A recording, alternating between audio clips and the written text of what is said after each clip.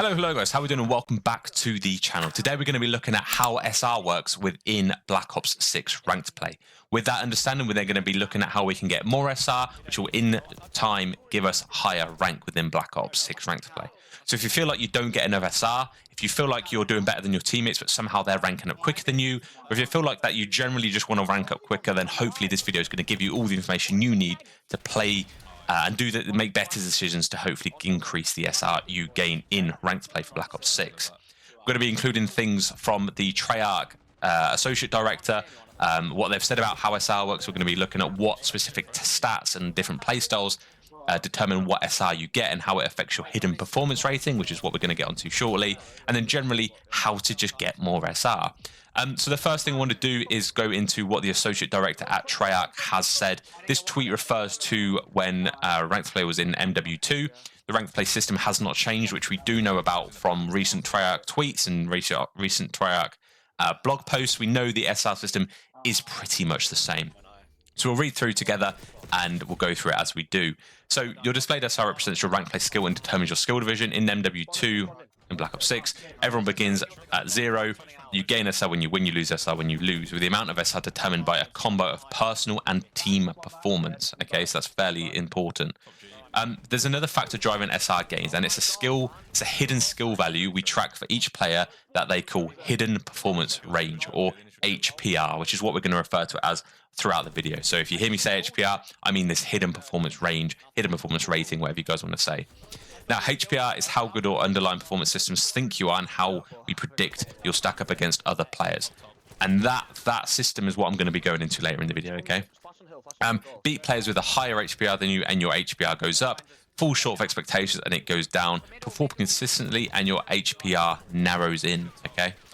Now, HPR and SR are directly linked. You may start at 0 SR in ranked play, but with each win, the SR system is trying to climb you closer towards your underlying HPR. Okay, so this backs up my previous thoughts that the game decides where you should be, and the game will then try and get you there whilst trying to retain player retention at the same time, which we'll get onto again later on. This is why typically players see the biggest SR gains at the beginning, and then when players start at 0 SR, they're usually the furthest they'll ever be from their underlying hidden performance range.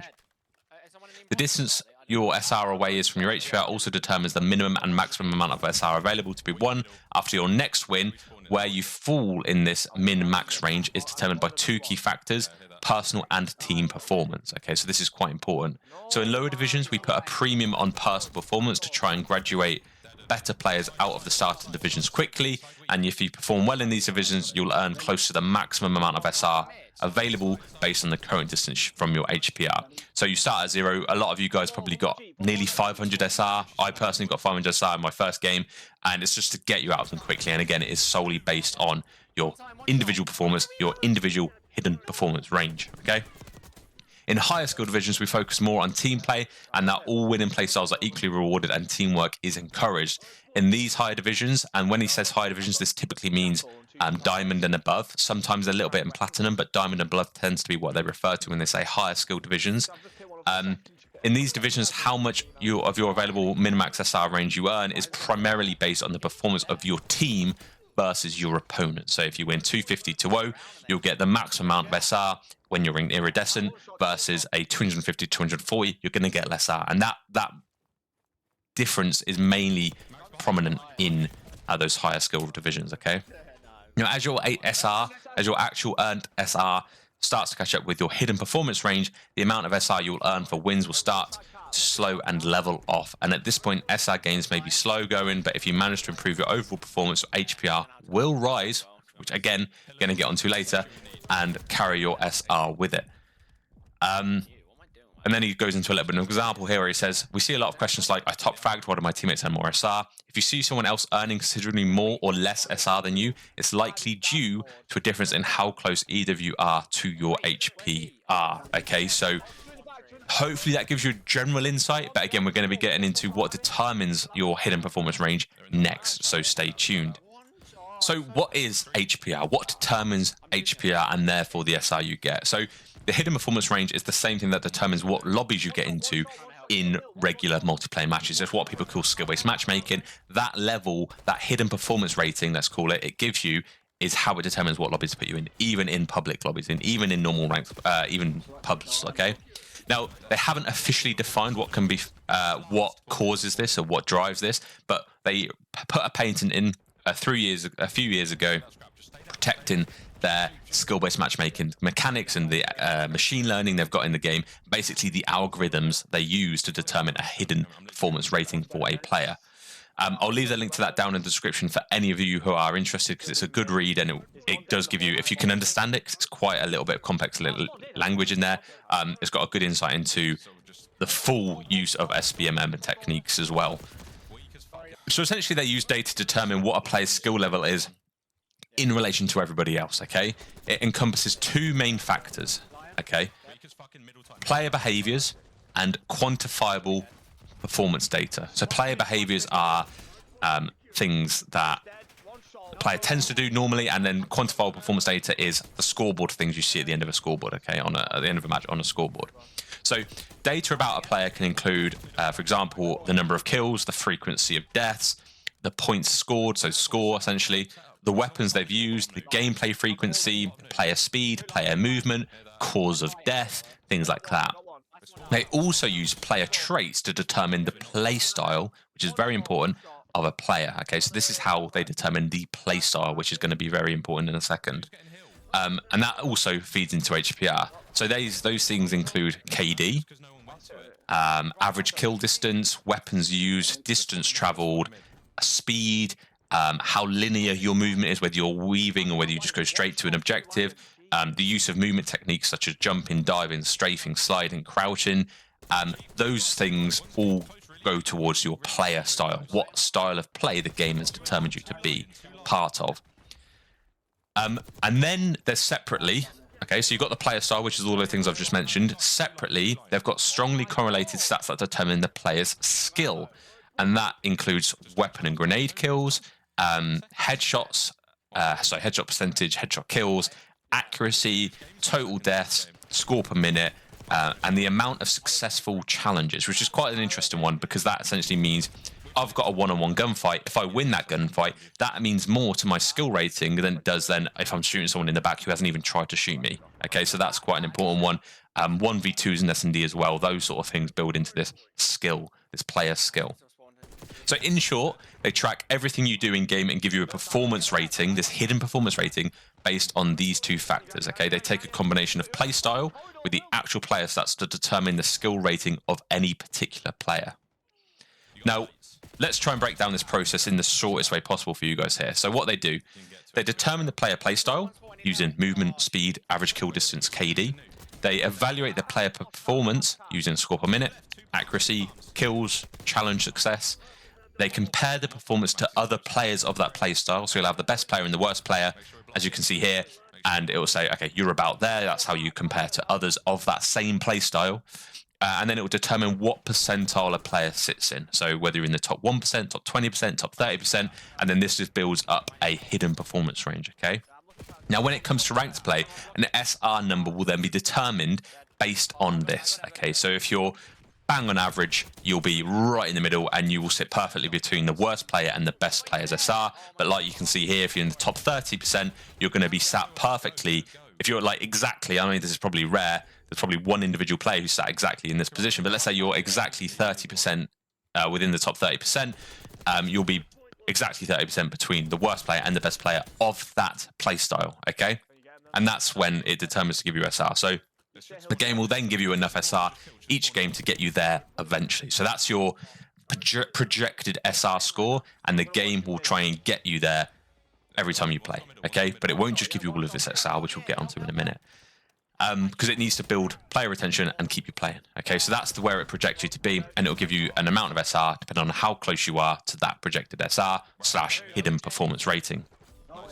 So let's take a couple of examples here to try and make this a little bit clearer for those of you who are still, it's quite hard to understand. So let's say the people in your playstyle mix are getting worse, okay?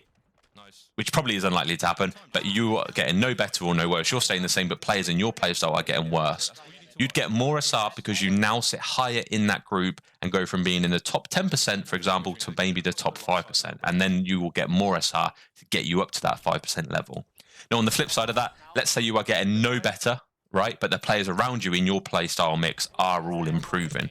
You'd then get less SR because you now sit lower in the group and go from being, for example, the top 10% to now the top 20%. So the game's going to give you less SR and slow the amount of SR it gives you to represent that. Now, let's take one final example here. And let's say you don't play the game for a week. But in that week, people in your skill level, and say the top 10% of players are all climbing up SR, okay? They're still in the top 10% because the whole community's moving, but they're gaining SR while you're not playing at all.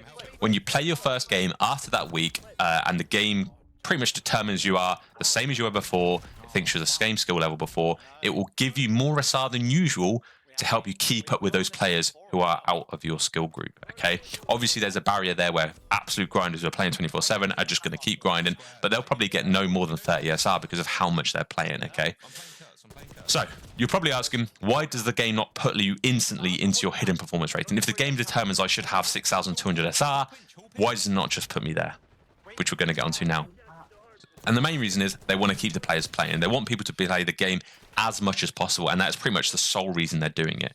Data shows in other games that other versions of Call of Duty that when players were placed at their expected rank straight away, they tend to play less because they don't have to grind. There's no grind, so they play less. The game wants you to play more, so that's why they don't do that. They have a very, very clever algorithm that balances the grind with the player's expected skill rating, and then it determines a level of SR it'll give you after each game to keep you grinding, but to keep you at that skill rating, okay, to get you to where you should be by the end of the season. That's why you get less SR the closer you are to your hidden performance rating, because the game wants you to keep grinding. Now, if they did this, and the game, so let's say they just put you where you should be. Let's say the game thinks I should have 9,000 SR, they just put me there. But let's say they determined that I got worse. Let's say I didn't play for a while and I come back and I got back and my ability was bad, my accuracy started being bad, I wasn't living up to the playstyle I was belonging in, and with the people around me still improving, even if I win, I'd lose SR because I'm getting worse. Okay, so that's why it can't just put you there. It needs to get you grinding, so it's constantly calculating what your hidden performance rating should be. So, how do you get more SR? What you're all here for is probably this, okay? And unfortunately, it's not as easy as you would think. There's no one trick to do it all. There's no get a better score per minute. There's no get a better KD. That's not going to fix the amount of SR you're getting. Unfortunately, I wish it was that simple, but unfortunately, if that was the case, everybody would be playing for score per minute. Everybody would be playing for KD, and it wouldn't work. It wouldn't be a proper ranked system. So, in the shortest way possible, if you want to get more SR, you need to increase your hidden performance range relative to other players. The easiest way to do this is to just generally improve. So work on what you're not so great at. So say it's accuracy levels, and work on your accuracy until it's good, for example. Now, it's also important that when the game puts you into a playstyle, you have the stats to back up a good player for that playstyle. So let's say, take a couple of examples. Let's say you have an SMG, you have high rate of engagements, you have good hill time, and all of your kills are relatively close range. The game will likely put you into sort of a fast play sub role and bundle you in other players with that playstyle, okay? But let's say you then need stats that would buy the game into thinking you're good at that playstyle compared to other players that are also playing like that. That would mean you need a good 1v1 engagement rate versus other players at close range, a high score per minute, decent accuracy, etc. The game would care less about KD because that's not the role you're in, less long-range gunfight success because that's not the role you're in, and the performances on these areas would probably be less important, okay? But on the other hand, if you commonly run an AR and you have a high average kill distance, so your average kills are a long distance, okay? But you've got a low distance traveled, the game is more likely to care about your KD, care more about your long range conversion kill rate, and more about your accuracy, but less about your hill time, score per minute, etc. Because the playstyle you're playing in against the other players in that same playstyle, you just simply need to do those things that are important to that playstyle, okay? So as a result, all in all, an easy way into SR is to put more focus into playing the role you can guarantee you're succeeding in, okay? So if you know you're a super strong main AR, a super strong entry sub, a fast playing sub, do the things that are important for that role and you'll be rewarded by getting more SR. Whether or not you get more KD than your other players, maybe whether or not you get higher score per minute than your other players, that's not completely relevant in all cases, okay? Stats like accuracy, score per minute, KD, objective score are all going to be important no matter what your role. But you've got to have them balanced against each other for the game to recognize your improved ability.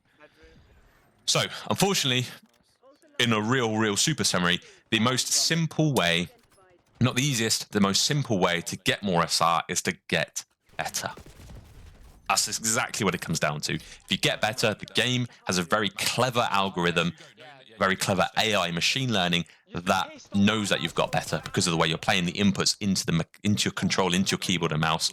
And that's the best way to get more SR. Oh, personally, my job here as the community coach on this channel is to help you get better, okay? So I'll be continuing to produce guides on my channel to help you improve you guys at specific elements of the game, whether it's theoretical or physical, where it's improving accuracy, improving spore knowledge, and we'll likely be offering coaching later in this game if you want to invest into your COD playing ability. And those sort of things, and just generally getting yourself better, is the most simple way to improve your SR games. So that'll do for me. If you have any questions, please feel free to let me know down in the comments below. If you prefer to DM me, if you want to keep it a little bit private, you can DM me on Twitter or Discord. I'm happy either way. And I hope you enjoyed the video, or at least found it useful. That'll do for me. Ciao for now. 2 kills.